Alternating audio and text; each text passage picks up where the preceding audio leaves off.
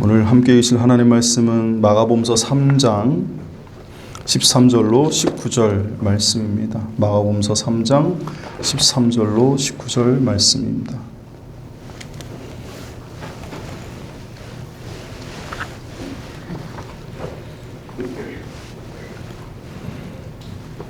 신약성경 57페이지 마가복음서 3장 13절에서 19절 말씀 교독하겠습니다. 또 산에 오르사 자기가 원하는 자들을 부르시니 나온지라.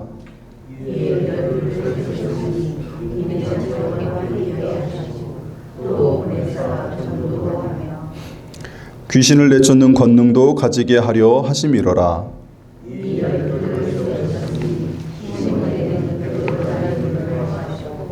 또 세베대의 아들 야고보와 야고보의 형제 요한이니 이 둘에게는 보아노게 곧 우레의 아들이란 이름을 더하셨으며 또 안드레와 빌립과 바르로메와 마태와 도마와 알페오의 아들 야고보와 및 갈레오와 가나나의 시몬이며 또 가룟 유다니 이는 예수를 판자더라. 아멘. 할렐루야. 오늘 방금 보았듯이 예수님께서는 많은 무리들이 예수님을 따르기 시작했을 때 그들 중에 일부를 선택하여 12제자로 세우셨습니다. 이때 예수님께서 왜 제자를 세우셨는지, 그리고 이 제자를 세운 것이 무슨 의미인지를 살펴봄으로써 오늘도 주님께서 교회를 통해서 주의 일꾼들을 세우시는 이것의 의미를, 또 우리 자신의 직분의 의미를 다시 한번 되새기는 시간을 갖고자 합니다. 우선 예수님께서 제자들을 부르신 장소가 어디로 나옵니까? 산으로 나오죠. 산으로. 어느 산일지는 잘 모르겠습니다만 갈릴리 지방에 몇 개 산이 있습니다. 다볼산 비롯해서 몇 개 산이 있는데 어쨌든 예수님께서 그 근처에 산에 오르셔서 제자들을 세우셨다 이렇게 되어 있습니다. 근데 예수님이 주로 활동하시는 곳은 산이 아니고 어디서 활동하시죠? 지금까지 살펴본 바에 의하면 가버나움 회당, 바닷가 이런 데서 사람들 많이 있는데 찾아가셔서 말씀 전하고 병자들 고치고 또 그렇게 하셨어요. 그러니까 평소에 예수님은 평지나 도시 같은데, 마을 같은데 들어가셔서 사역하셨지 산에 가서 특별한 일들을 이렇게 별로 안 하셨습니다. 물론 성경에 보면 예수님이 산에 가셔서 기도하시는 모습들을 종종 볼 수 있어요. 그렇지만 예수님이 산에 가셔서 무슨 특별한 일을 행하셨거나 어떤 의식을 거행했거나 이런 것은 변화산에서 또 감람산에서 행하신 것 외에 딱히 두드러지게 나타나는 활동은 없다는 점에서 이것도 일반적이지 않고 예수님이 의도적으로, 그러니까 예외적인 행동을 하신 것임을 우리에게 시사합니다. 그러면 왜 예수님께서 일부러 12제자를 세우기 위해서 산에 올라가셨을까? 사람들을 이끌고. 산이라고 하는 의미가 유대인들에게 어떤 의미가 있기에 그곳에 가셔서 예수님께서 이 일을 행하셨을까? 마가복음서에는 예수님이 산에 가신 구체적인 직접적인 이유가 안 나옵니다만 누가복음서에는 나옵니다. 누가복음서 6장 12, 13절 한번 보실래요? 누가복음서 6장 12, 13절. 누가복음서 6장 12절로 13절.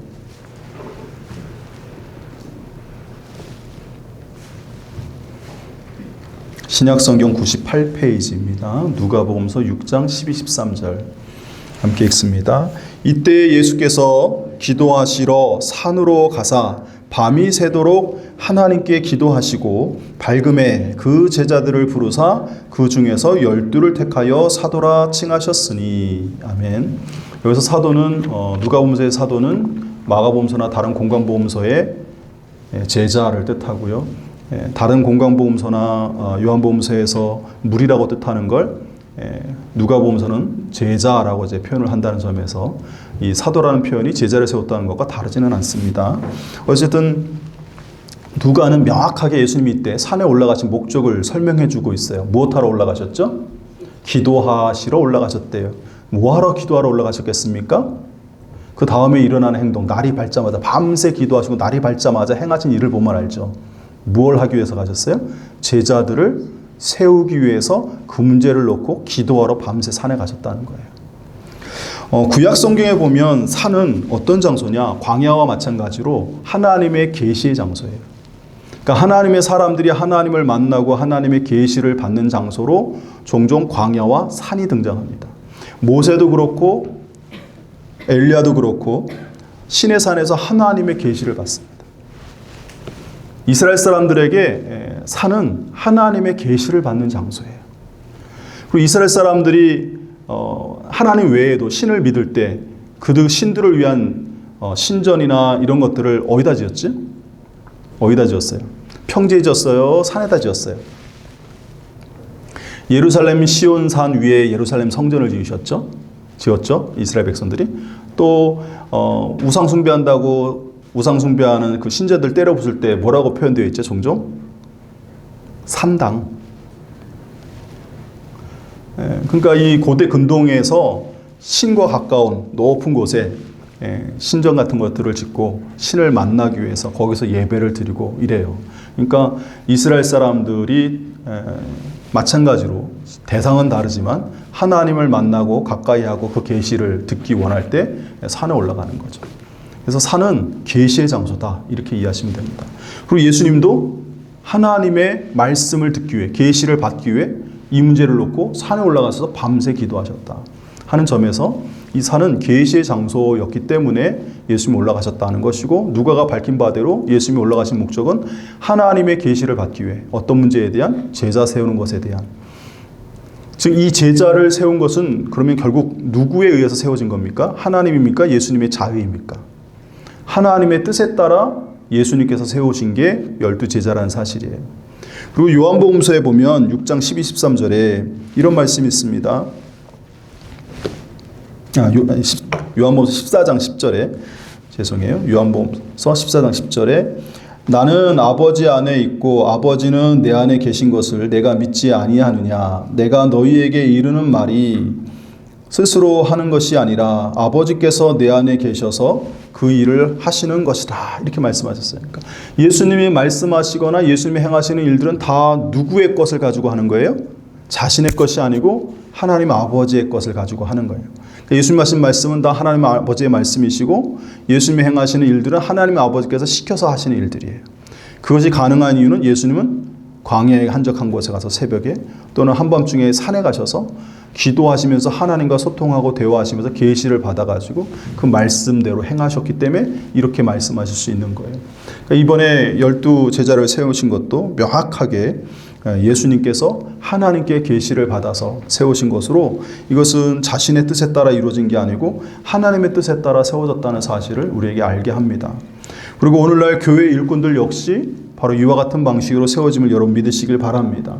목사인 사람이나 우리가 회의하여 결정한 것 같지만 그 문제를 놓고 하나님 앞에 기도하고 최종적으로 우리가 하나님의 응답 속에서 직분을 임명하고 또 귀한 사명을 맡기는 것 아니겠습니까? 그래서 오늘날 교회 일꾼들은 하나님의 뜻에 따라 예수님께서 12사도를 12제자를 세우신 것처럼 오늘날은 예수님의 영이신 성령님을 통해서 교회가 주님을 섬길, 교회를 섬길 일꾼들을 세운다 하는 것을 여러분 분명히 아시기 바랍니다. 그래서 여러분들이 받은 권사 직분, 안수집사 직분 또는 장로의 직분 또는 목사의 직분, 이런 모든 직분들, 우리가 생각할 때는 뭐 하찮게 여겨질 수 있는 뭐 성가 대원의 직분이든 또 교사의 직분이든 그 어떤 직분이든 그것을 우리에게 맡기신 분은 누구십니까?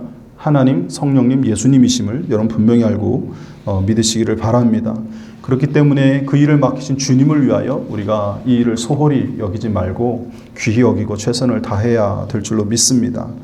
또 한편 출애굽기 24장 1절로 4절을 보면 모세가 제단을 쌓고 12지파를 상징하는 기둥을 세우는 걸 볼 수 있어요. 그러니까 시내산에 70명의 장로들, 그리고 이제 새롭게 세워진 대제사장 아론, 그리고 그의 아들들 4명 제사장들과 함께 모세가 산에 올라가서 하나님을 뵙습니다. 물론 최종적으로는 모세만 산 그 꼭대기까지 올라가서 하나님을 직접 뵙고 나머지 영적 지도자들은 산 중간에 머물러요. 그리고 내려와서 평지에서 뭘 하냐면 제단을 쌓고 이스라엘 각 지파를 상징하는 12돌을 세우고 거기서 12지파가 하나님 앞에 언약식을 백성들을 대표해서 이렇게 맺는 모습을 형성화해서 그 일을 의식적으로 진행하는 것을 볼 수 있어요. 그래서 하나님 앞에서 모세 때 12지파가, 물론 이스라엘의 그 12아들, 야곱의 12아들이 이스라엘 지파의 그 12지파를 구성합니다만, 그것이 공식적으로 하나님과 언약식 속에서 이렇게 세워졌다는 거예요. 그럼으로써 뭐가 됩니까? 이스라엘의 후손들 12지파는 하나님의 백성이 되는 그 일들이 의식을 통해서 치러져요. 그러한 것들이 지금 이 신약시대에 예수님을 통해서 산에서 12제자를 통하여 새로운 이스라엘로 세워지고 있음을 여러분 분명히 아시길 바랍니다. 신약성경 서신서들에 보면 크리스천들, 그리스도인들, 예수님의 제자들을 가리켜서 새 이스라엘이라고 말하는 걸 볼 수 있어요.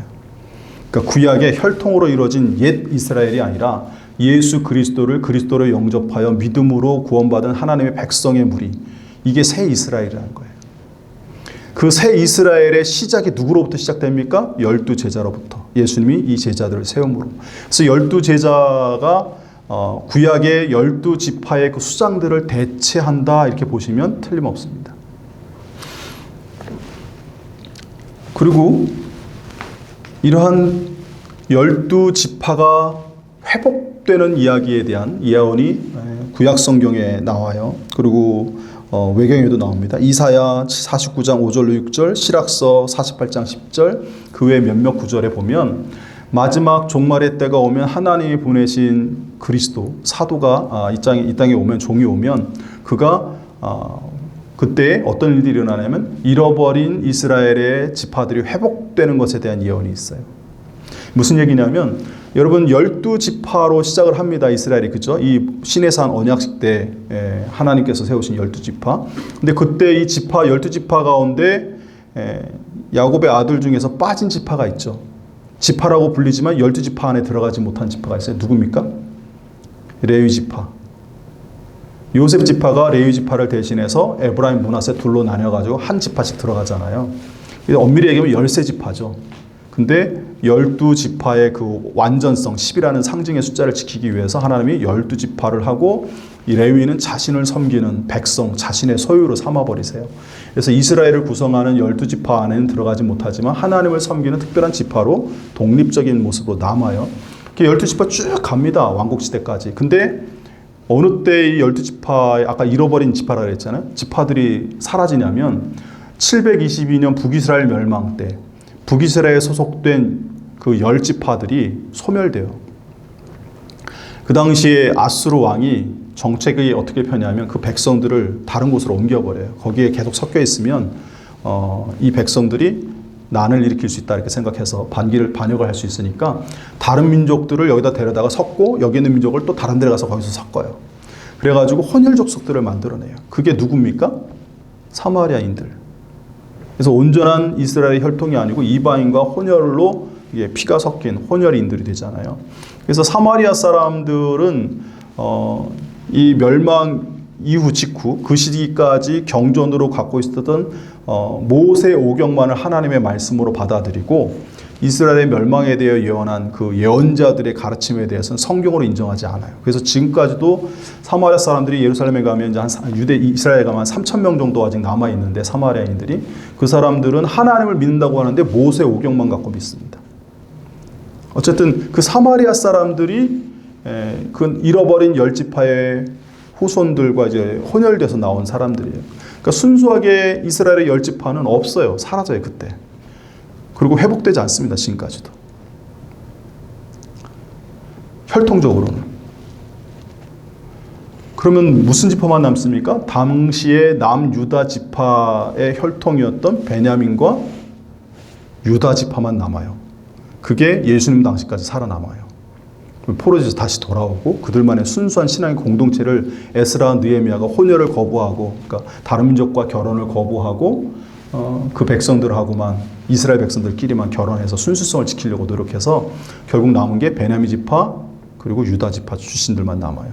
예수님은 혈통적으로 어디겠습니까? 유다 지파죠. 베들레헴 출신이잖아요. 그 가문 쪽으로. 그리고 여러분들 알고 계시는 바울은 누구의 후손입니까? 빌립보 3장에 가면 막 자랑하잖아요. 내가 무슨 지파라고. 베냐민 지파. 그 최초 이스라엘 왕을 배출한 지파의 출신이라고 그런 식으로 자랑을 해요. 베냐민 지파라고.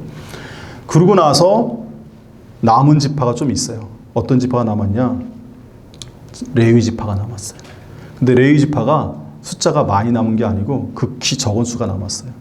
에스라서를 보면 2장과 8장에 보면 그 포로지에서 이스라엘 그 예루살렘으로 귀환해서 성전 세우고 이제 거기서 성전을 섬기려고 할 때 레위 사람들이 필요하잖아요.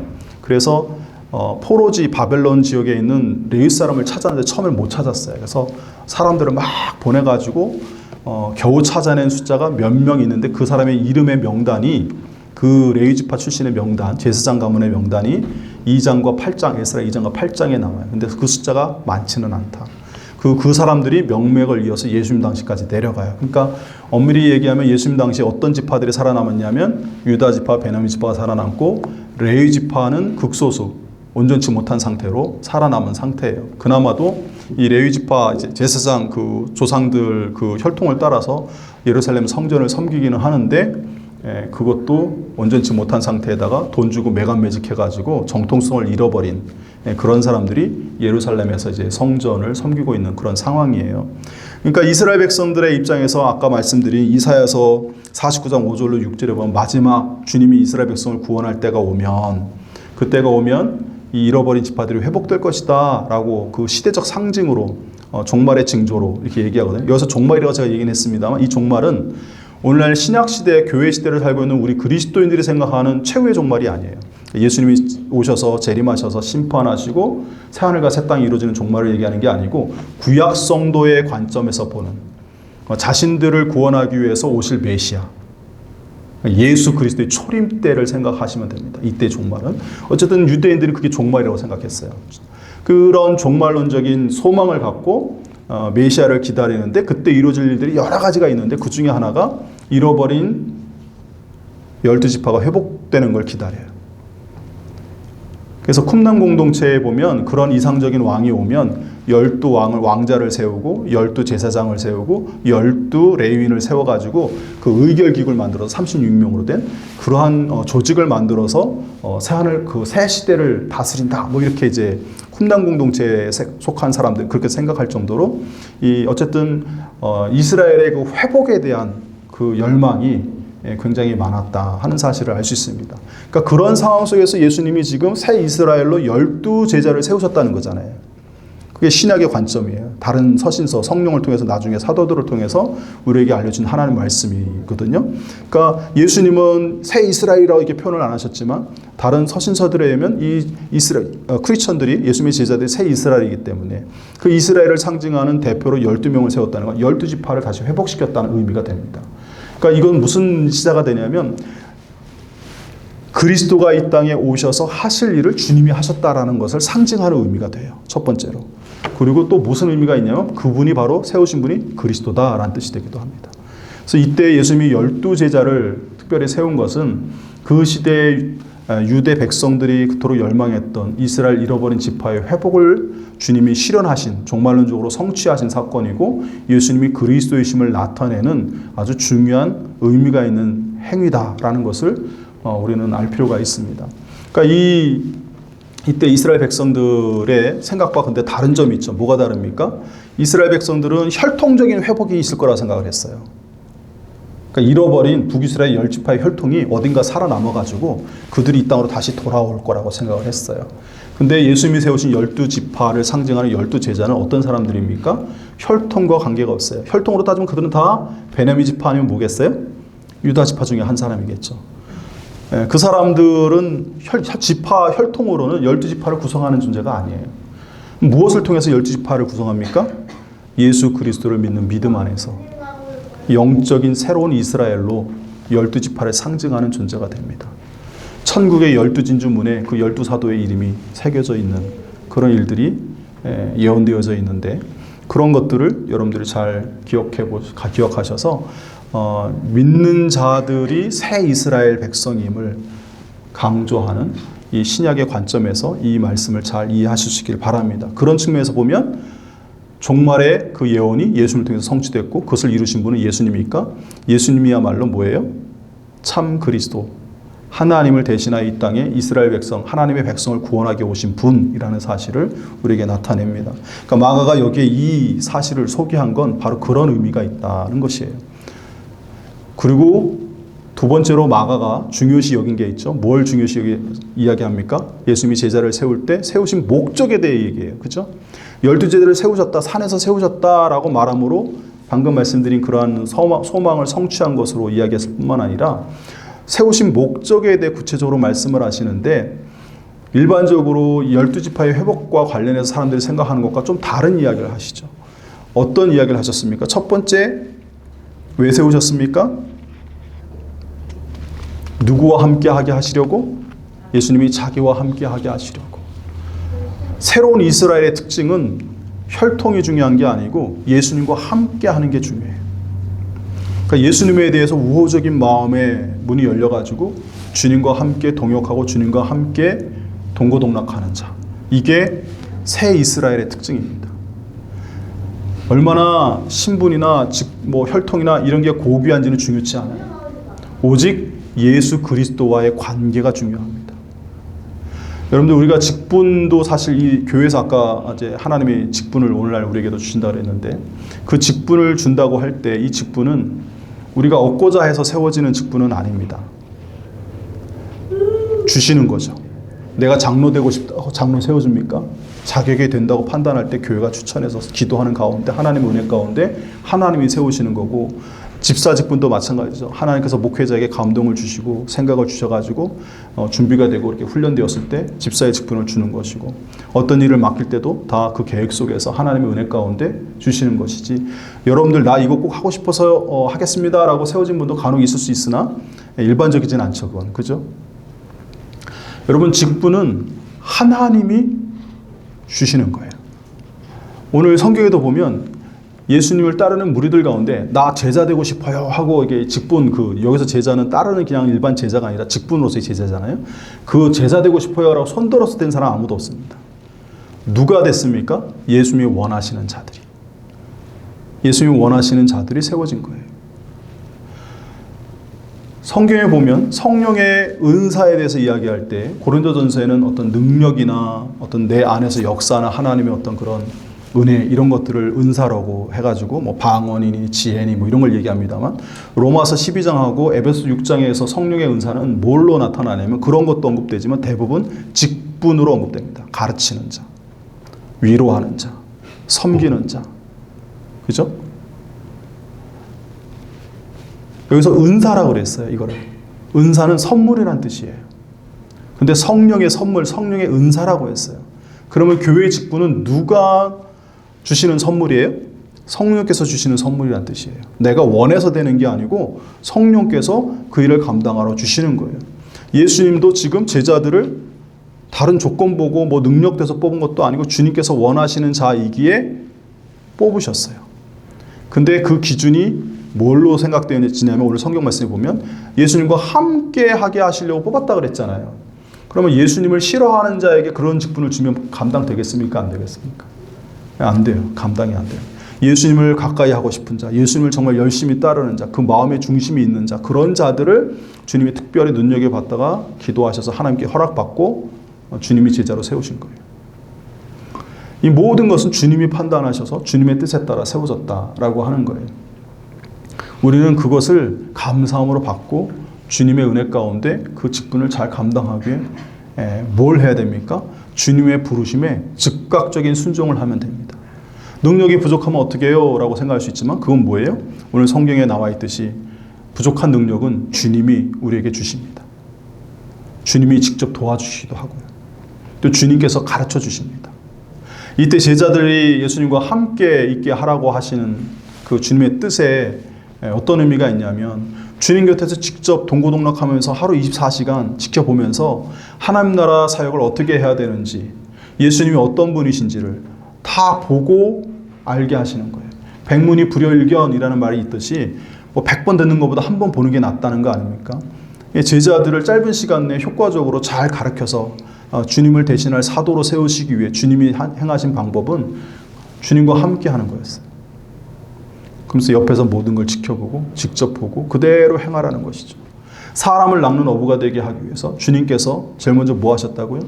베드로, 야고보, 안드레, 요한 뽑자마자 주님이 사람을 낚는 어부의 첫 번째 역할은 교사의 역할을 수행하셨잖아요. 그죠?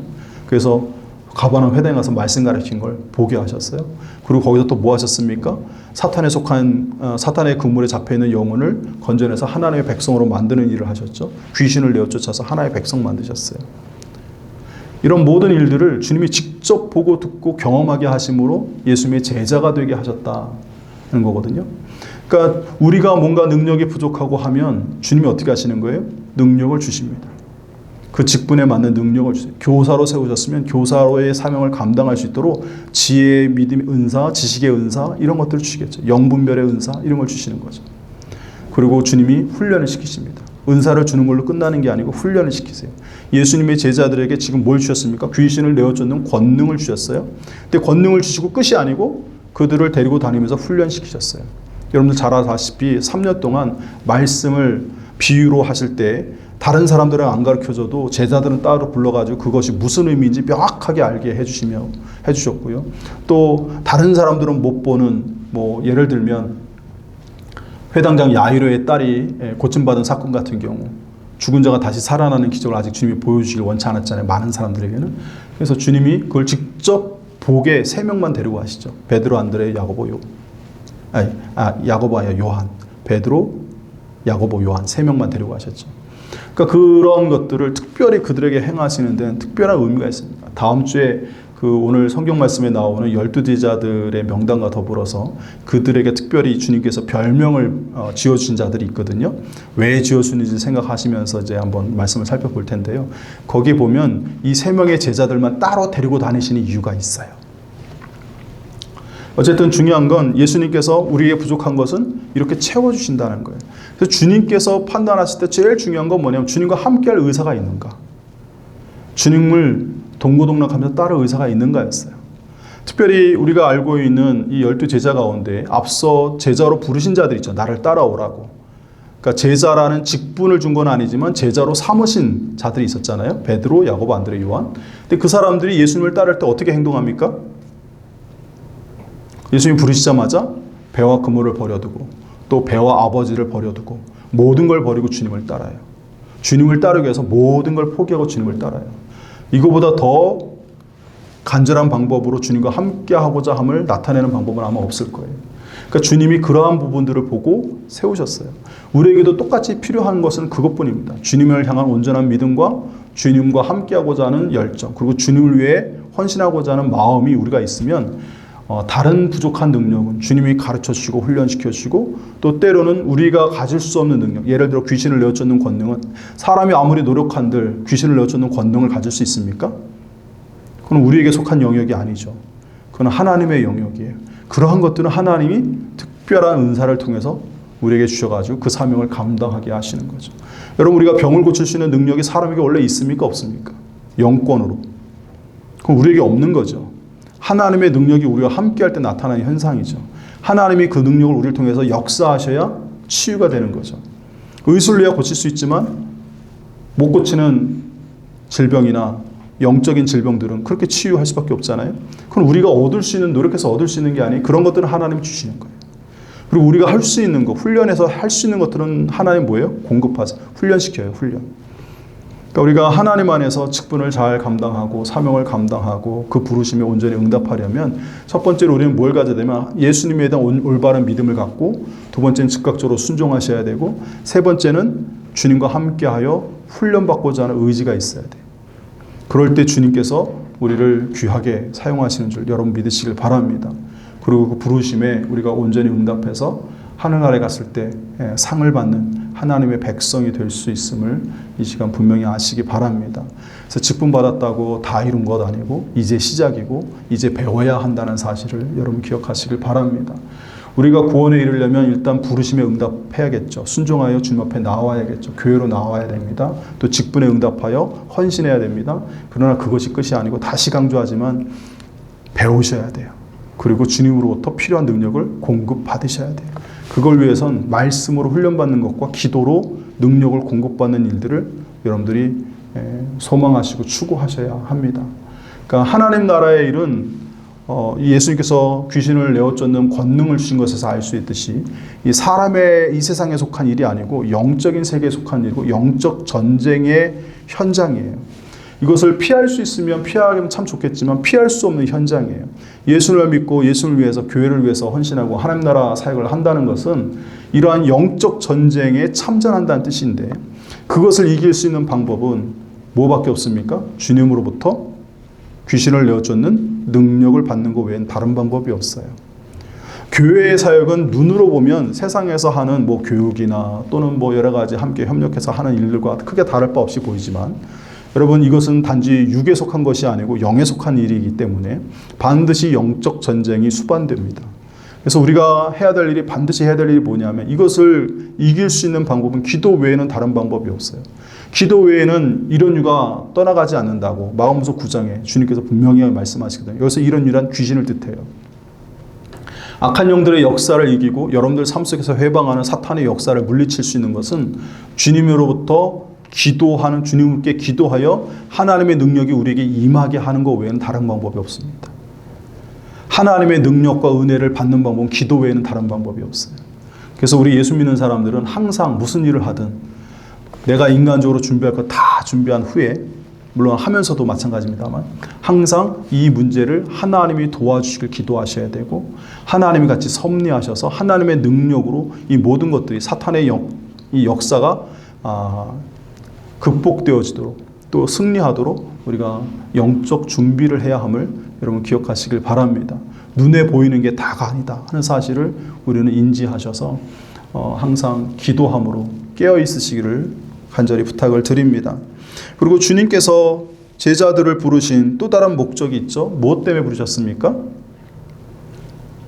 보내사 전도하게 하시려고. 여러분 교회는 왜 세워졌냐면 전도하기 위해서 세우셨습니다.